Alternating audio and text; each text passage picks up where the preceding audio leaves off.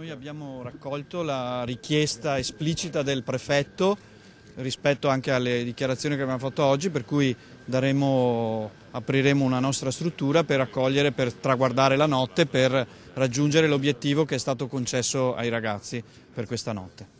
La notte l'hanno trascorsa a Rubano in una struttura messa a disposizione dalla Curia di Padova al termine di un vertice in prefettura al quale hanno partecipato anche il sindaco Giordani e il vice sindaco Lorenzoni. Poche ore di riposo, quindi la partenza in corriere e l'arrivo a Malcontenta nelle prime ore della mattina. Gli ultimi 54 richiedenti asilo usciti dal centro di Conetta sono tornati in provincia di Venezia dopo le tappe di Piove di Sacco, Padova e Rubano. Una lunga marcia che vi abbiamo raccontato ora per ora attraverso le nostre dirette.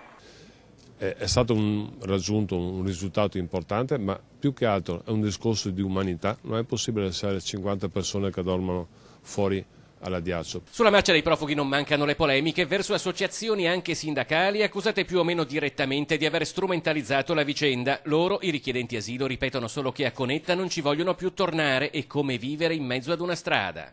Staying in corner camp is like staying on the streets. I profughi sono partiti da Padova lasciando in città un dubbio molto forte su quello che potrebbe accadere da qui in avanti. La prima a lanciarlo è stata la diocesi di Padova. 6 giorni fa a Codevigo l'arrivo di profughi da Conetta era parso un'emergenza isolata. A Piove di Sacco ci si è trovati, hanno detto, di fronte ad un atto premeditato e questa potrebbe diventare la prassi. La preoccupazione di tutti, non solo del prefetto di Padova o di quello di Venezia, ma anche del Ministero. Ovviamente uno spirito di emulazione in questi casi ci può essere e quindi è ovvio che bisogna far capire che non è quella la via verso la quale rischiano solo di perdere quelli che sono i diritti dall'accoglienza che oggi hanno.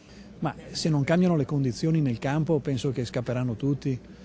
Io credo che ci sia la necessità di fare un intervento importante per migliorare le condizioni e per dare delle prospettive a queste persone.